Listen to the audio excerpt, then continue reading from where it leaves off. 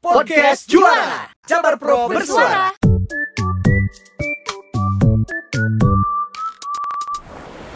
Assalamualaikum warahmatullahi wabarakatuh. Sampurasun, rampes ya. Kembali lagi di Podcast Juara Jabar Pro bersuara bersama saya Yudi Revan. Nah, wargi Jabar, informasi bohong atau hoax mengalir deras terutama di tengah pandemi COVID-19. Imbasnya, masyarakat takut dan panik. Ambil contoh, ada masyarakat yang menolak vaksinasi karena percaya dengan berita bohong. Hoax bisa beredar melalui beragam saluran. Salah satunya tersebar di grup aplikasi percakapan yang membuat hoax akan sulit dilacak namun mudah dipercayai oleh anggota grup. Karena beredar dengan cepat, kita seringkali merasakan bahwa hoax sudah menyebar sampai keluarga kita. Ada yang percaya, ada pula yang tertawa. Meski hoax selalu membayang-bayangi, kita jangan sampai mau kena hoax. Bagaimana caranya? Nah, telah hadir di tengah-tengah kita fact checker dari Jabar Sabar Hoax, yaitu Kang Alfianto Yustinova. Apa kabar, Kang?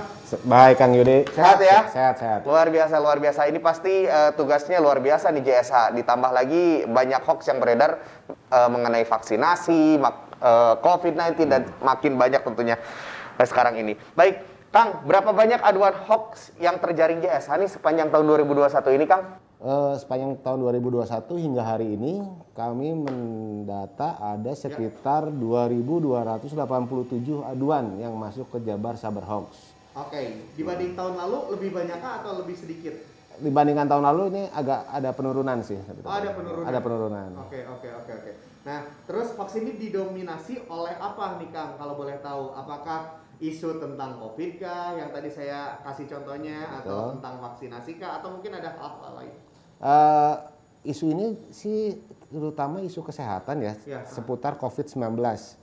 Jadi seputar COVID-19 ini tidak hanya terkait virusnya sendiri, jadi ada yang terkait dengan vaksinasinya, kemudian juga ada yang terkait peraturan pemerintahnya, misal terkait aturan PPKM. Nah, jadi hoax ini tuh memang selalu mengikuti tren lah ya. Jadi waktu tahun 2020 itu hoaxnya itu seputar penyakit COVID-nya atau virus COVID-nya. Virus COVID-nya. Betul. Di 2021 ini saat pemerintah mulai gencar melakukan vaksinasi, hoax terkait vaksinasi ini mulai meningkat. Kemudian saat pemerintah melakukan pemberlakuan PPKM, hoax PPKM lah yang mulai meningkat. Jadi emang mengikuti tren lah. Oke. Nah, apakah si JSH ini bisa memprediksi tren yang akan datang? Mungkin kayak misalkan 2020 tentang COVID-nya, 2021 tentang vaksinasinya, di 2022 apa nih kira-kira? Aduh, 2022. Tapi saya bisa memprediksi sih hoax yang terkait bulan ini sih kemungkinan. Oh gitu? Apa kira-kira? Yang akan selalu terjadi di setiap tahun di bulan September terutama ya. Biasanya isu-isu terkait komunis dan PKI. Karena terkait G30S PKI. Dan itu biasanya akan selalu ramai lah diperbincangkan. Seperti itu. Ini udah ada beberapa aduan yang masuk atau pemantauan terkait isu-isu komunisme lah. Biasanya aduan masuk ke kanal-kanal mana aja, Kang? Kita kanal-kanalnya sih banyak ya, ada WhatsApp, ada di Instagram, Facebook, Twitter, Line, Twitter, IG, udah tadi IG ya, TikTok ada juga sih. TikTok juga ada. Ada yang ngadu hoax di TikTok? Nggak ada sih, tapi kita lebih ke pemantauan sih. Untuk pemantauannya, karena sekarang jujur aja hoax itu udah mulai merambah ke TikTok. Oke. Contohnya kayak gimana sih, Kang? Waktu paling banyak sih terkait saat kecelakaan pesawat apa yang jatuh itu kemarin di bulan awal tahun itu ada pesawat yang jatuh. Nah, itu tuh hoax terkait pesawat itu, kejadian kecelakaan pesawat itu paling banyak terdeteksi ada di TikTok. Kita menemukan sekitar 22 konten hoax terkait kecelakaan pesawat tersebut. Oke. Berarti kalau misalnya ada wargi Jabar yang pengen konfirmasi nih ini hoax atau bukan gitu, di Instagram udah bisa lewat DM gitu ya, atau boleh lewat komen gitu. Bisa lewat komen, bisa lewat WhatsApp juga. Ya, ada hotline-nya ya. Ada, kita juga ada hotline. Itu cepet nggak, Kang? Kalau misalnya ada yang ngadu nih di klarifikasinya? Oh, insya Allah cepat lah. Kita selalu cepat, tapi ya memang ada beberapa kendala sih nanti dalam mengklarifikasi, karena kita butuh proses ya untuk mengklarifikasi suatu informasi yang beredar. Jadi prinsipnya gini lah, orang membuat hoax itu sangat mudah lah, dalam hitungan menit juga jadi. Tapi kita yang mengklarifikasi dan membuktikan fakta sebenarnya itu agak sulit ya. Jadi kita harus mencari dari berbagai sumber, dari berbagai data dan lain sebagainya. Oke, pernah nggak sih ada aduan yang misalkan klarifikasinya membutuhkan berhari-hari gitu, Kang? Ada juga sih seperti itu. Jadi pernah saya dapat kasus dulu, saya lupa kasusnya apa, tapi ingat prosesnya agak lama. Jadi itu terkait dari sebuah video dan itu videonya terjadi di luar negeri sebetulnya ya. Kita tahu itu sudah tahu itu video di luar negeri, cuman untuk membuktikan video ini aslinya diambil di mana dan kejadiannya kapan itu yang butuh proses. Jadi saya udah cari di YouTube, men-scroll berbagai kata kunci tidak ketemu-ketemu, akhirnya ketemunya itu memantau dari Facebook itu di kolom komentar. Dari ribuan komentar saya bacain satu-satu itu ada satu orang yang mengkomen ini kejadian sebenarnya adalah di sini dan pada tanggal segini. Kita cari dari kata kunci itu, akhirnya ketemulah video aslinya. Akhirnya benar di tanggal segitu dan di tempat itu. Oke. Paling cepat Kang berapa lama sih Jabar Sabar Hoax ini dalam mengklarifikasi hoax? Bisa sih dalam hitungan menit karena hoax itu selalu berulang sih biasanya ya. Jadi HLBK kita sebutnya hoax lama bersemi kembali. Nah, jadi hoax itu selalu berulang-ulang, hanya sedikit revisi atau sedikit modifikasi lah dari hoaxnya itu. Oke, ATM lah ya, amati, tiru, modifikasi, betul. Lagi, dan kemudian sekarang juga kan sudah banyak lembaga-lembaga pemeriksa fakta dan media-media pun sudah memiliki kolom-kolom periksa fakta. Jadi kita sudah sangat terbantu oleh media-media yang memiliki kolom periksa fakta itu. Oke. Nah, dari 2000-an sekian tadi yang sudah terjaring aduan hoax masuk ke Jabar Sabar Hoax, ini kira-kira berapa banyak nih hoax yang sudah diklarifikasi oleh teman-teman JSA nih, Kang? Jadi dari 2.287 itu ada kita mendapatkan 1.432 hoax. Oke. Itu dikarenakan kan yang mengadu bisa satu hoax yang sama atau satu kasus yang sama yang mengadu bisa 5 orang, 10 orang gitu kan. Jadi jumlah aduan akan selalu lebih besar daripada jumlah hoaxnya seperti itu. Mungkin sama aduannya tapi orang-orangnya beda-beda gitu. Betul. Dan yang kanal aduannya juga berbeda-beda, ada yang mengadukan di Instagram, ada yang mengadukan di WhatsApp, ada yang mengadukan di Facebook. Oke. Wargi Jabar mungkin bertanya-tanya juga, Kang, kenapa sih hoax itu berbahaya? Kita bahasnya terkait saat ini aja ya, terkait pandemi dan ini ya. Jadi misalnya yang lagi viral kemarin itu banyak juga kasus saya dapatkan di informasinya. Jadi masuk rumah sakit akan di-COVID-kan. Jadi banyak pasien. Kalau ke rumah sakit di-COVID-kan, jadi wargi Jawa Barat yang sakit tuh nahan-nahan di rumah gitu ya. Betul. Ada yang sampai meninggal gara-gara takut ke rumah sakit karena takut di-COVID-kan. Betul. Jadi ada kasus seperti itu juga yang orang anak yang cerita sharing. Jika orang tuanya meninggal karena saat sudah sesak nafas, akhirnya tidak mau dibawa ke rumah sakit karena takut akan di-COVID-kan oleh pihak rumah sakit. Sehingga akhirnya telat penanganan saat dibawa ke rumah sakit, akhirnya meninggal seperti itu. Kemudian informasi yang tidak benar lainnya mungkin salah satunya adalah obat penangkal COVID-19. Jadi itu justru membuat masyarakat tuh merasa aman setelah mengkonsumsi itu, sehingga akhirnya abai dan melanggar prokes lah, tidak mengikuti prokes akhirnya karena udah merasa minum obat. Jadi emang sih hoax COVID ini macam-macamnya dari menghirup garam krosok, bawang putih yang dimasukkan ke hidung. Nah seperti itu sih kan, itu yang membuat masyarakat jadi abai prokes lah. Tapi Akang pernah nggak ketika dapat hoax misalnya, ini bawang putih nih bisa dimasukin, dicobain dulu nggak sebagai klarifikasi gitu, Kang? Waduh, enggak deh. Kalau saya cobain saya kemakan hoax juga gitu. Iya, benar ya. Oke, sebagai klarifikasi gitu. Oke. Nah, itu juga JSA ini gimana sih prosesnya kalau boleh tahu, dari mulai aduan sampai dengan klarifikasi ini menarik banget untuk dibahas. Proses kerjanya itu seperti apa? Boleh dijelasin mungkin sama wargi Jabar, Kang?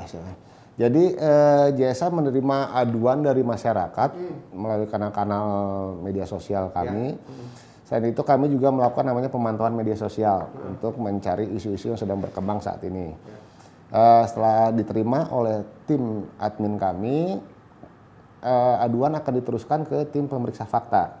Di situ akan diklarifikasi oleh tim pemeriksa fakta. Setelah selesai diklarifikasi, akan diteruskan ke tim konten. Jadi Hasil klarifikasi itu akan dibuat konten, kemudian akan dipublish ulang. Nah, seperti itu hasil klarifikasinya di akun-akun media sosial Jabar Sabar Hoax. Oke, SOP-nya seperti itu. Betul. Ya. Dan saat ini JSA punya berapa fact checker, Kang? Selain Kang Alfianto? Total ada 3 fact checker saat ini. Oke. Nah, jadi tiap hari kerjaannya ngecekin fakta gitu ya? Ya, nyari-nyari hoax saja, cari-cari kesalahan. Oke.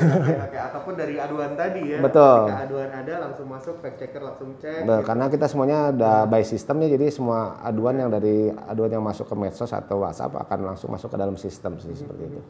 Ada cerita lucu nggak sih sebagai fact checker gitu? Ngecekin fakta-fakta yang ini, yang kayak tadi, bawang gitu. Pernah nggak sih ada pengalaman unik gitu mungkin? Pengalaman unik ya, apa ya? Pernah ya, saya sebagai fact checker dari dulu itu lebih seringnya kena serang ya, lebihnya banyak hater sih sebetulnya. Jadi pernah juga akhirnya kita kena serangnya, saya pribadi sih ya lebih tepatnya. So pinter amat sih jadi orang gitu loh, suka menyalah-nyalahkan orang lain akhirnya kan, padahal kita hanya memberikan fakta yang sebenarnya. Seperti itu sih. Kemudian juga ada beberapa kasus orang mispersepsi terkait informasi klarifikasi yang sudah kita bagikan, seperti itu. Nah, ini mungkin salah satu tantangannya dalam mengklarifikasi hoax gitu ya. Ada tantangan-tantangan lain nggak sih, terlebih di masa pandemi sekarang ini nih gitu Kang? Tantangan lainnya itu sekarang banyaknya hoax terkait link-link ya, link penipuan atau, nah ini sekarang Google Form itu sangat mudah dibuat. Jadi link bantuan, link apa, terkadang kita susah untuk memverifikasinya itu, kadang tidak jelas ya sumbernya. Nah, terkadang saat kita mengklarifikasi ke pihak terkait, sekarang juga respon dari mereka juga agak lambat gitu. Jadi prosesnya jadi emang lambat, jadi kita agak kewalahan di situlah. Tapi sebenarnya kita juga bekerja sama dengan beberapa media, menanyakan kebenarannya. Jadi terkadang kalau di-push-nya oleh tim media, teman media malah lebih cepat jawabnya. Betul. Ya. Dan tentunya juga kalau misalnya sekarang ini banyak banget ya Kang ya yang hoax tentang BLT ya, selamat Anda mendapatkan 180 juta dari pemerintah katanya gitu ya. Orang-orang yang misalkan yang yang literasi di digitalnya masih rendah, mungkin bisa jadi wah senang-senang aja nih, terus di follow up, terus dihubungin gitu, dan akhirnya kemakan gitu. Tapi kalau misalnya mungkin orang-orang yang di perkotaan yang literasi digitalnya sudah tinggi, mungkin ini biasa aja gitu, delete gitu kan. Nah kalau misalnya seperti itu gimana Kang? Apakah ada edukasi juga nih dari JSH mungkin buat wargi Jabar yang mungkin literasi digitalnya masih kurang gitu? Jadi memang ya aduan terkait penipuan-penipuan dari SMS atau WhatsApp itu masih sangat tinggi ya. Karena kita sudah mengklarifikasi misal terkait bantuan BLT aja. Itu sudah berapa kali kita klarifikasi ya dari tanggal yang berbeda-beda gitu. Tapi tetap aduan seperti itu selalu masuk. Atau penipuan misalnya dari salah satu produk, selamat Anda memenangkan hadiah uang tunai seperti itu kan. Atau dari bank gitu, perbankan dari bank gitu ya. Atau aplikasi online lah. Nah, di situ aja masih banyak aduannya yang percaya gitu kan, mengadukan ke kami. Jadi sih intinya perhatikan link sumbernya. Biasanya kita harus memperhatikan apakah itu linknya link asli atau tidak. Jadi terkadang kan link-link yang seperti itu bentuknya dalam bentuk websitenya blogspot. Ya, yang gratisan. Jadi hanya untuk mencuri data pribadi atau untuk menipu korban-korbannya saja. Tapi sekarang ini juga ada Kang yang misalkan yang cuma .co atau .com gitu. Gimana tuh?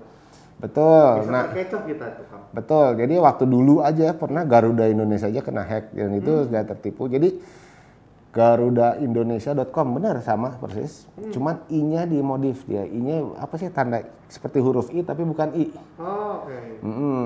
Nah, itu udah menipu banyak orang juga dulu.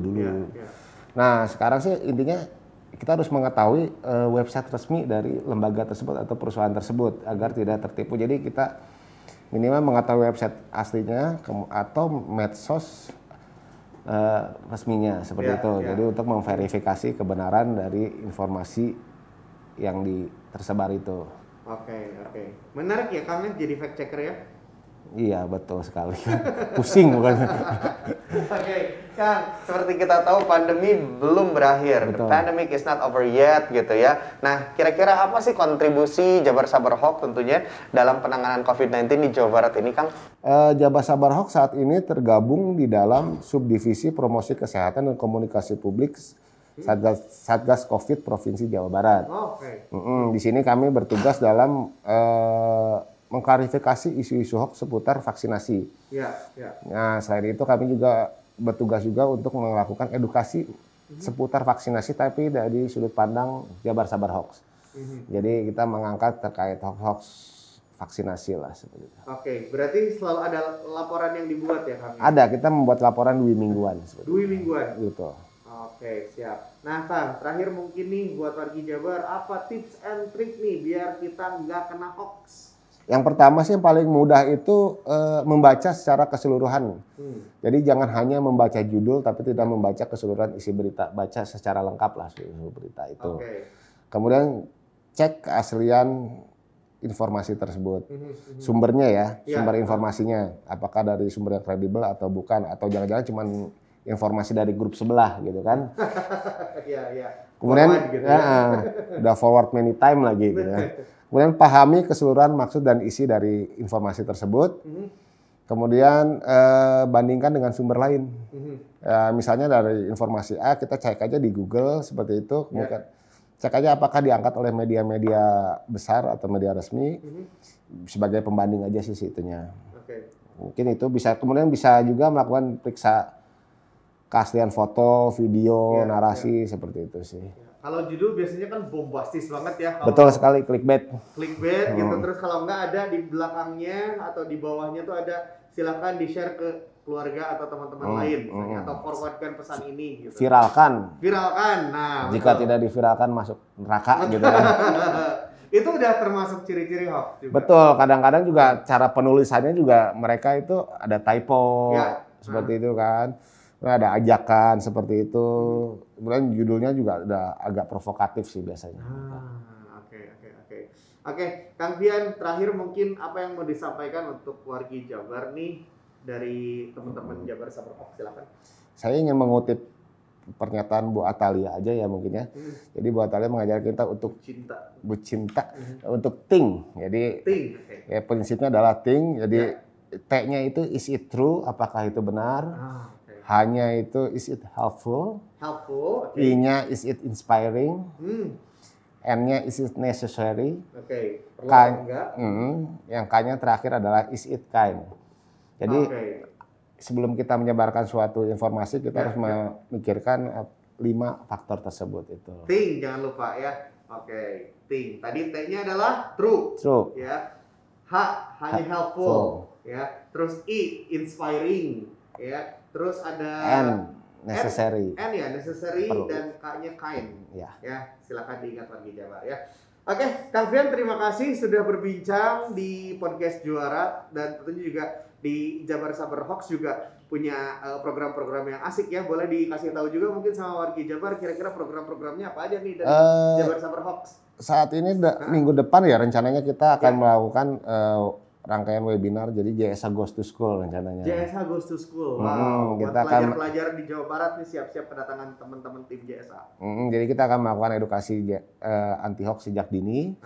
Apalagi saat ini pelajar-pelajar sudah mulai masuk ya tatap muka ya. Tatap muka PTM, jadi insya Allah kita akan bekerja sama dengan Disdik Jabar juga. Mantap. Jadi kita akan selain mengedukasi anti hoax juga mengedukasi mengenai aturan semasa PTM ini sih.